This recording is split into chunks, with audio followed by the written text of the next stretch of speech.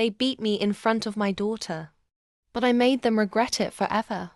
If you won't pay your sister's rent, you're not part of this family. That was my mother's voice, cold, cruel, and echoing through my living room in Chicago. Then came the slap, followed by another.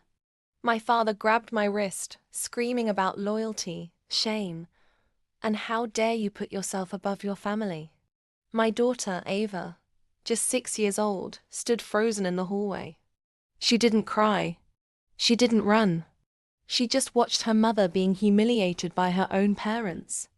And in that moment, something inside me snapped.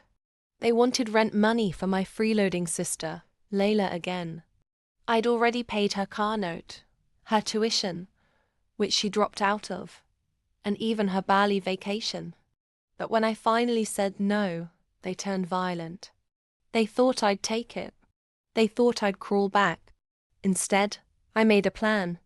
1 month later, I invited them all to a fancy downtown steakhouse. My treat. Oh, she's finally come to her senses, I heard my mum whisper to my dad. Layla arrived late in a fur coat I paid for last Christmas. When they sat down, champagne already waiting, I handed each of them a black folder. "What's this?" my father asked, flipping it open. His face drained. Inside was a full financial report.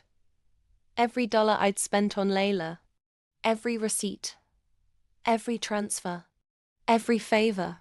Also inside, screenshots, emails. Layla had been selling nude photos online using my identity, using my name, my bank details, even my face. It was a whole operation. One I discovered after Ava's school called about inappropriate photos linked to her guardian. The FBI file. Already opened. I turned to my parents and smiled. "You beat me in front of my daughter. For a criminal."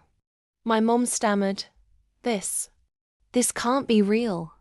"Oh, it's very real. And here's the deal.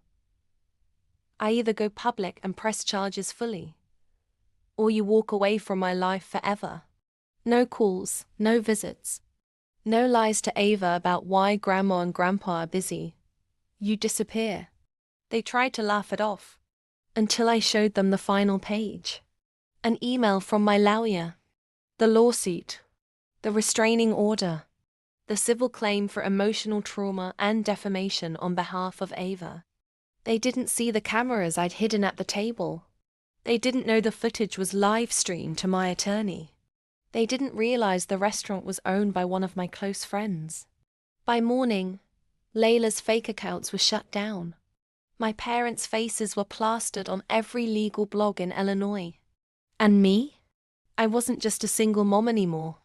I was the woman who stood up, turned pain into power, and protected her daughter warrior precision.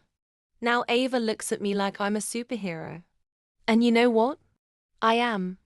They thought they could break me. Instead, they watched me rise. And if you've ever been underestimated, betrayed, or pushed too far, subscribe, like, comment, and remember, don't mess with a woman protecting her child.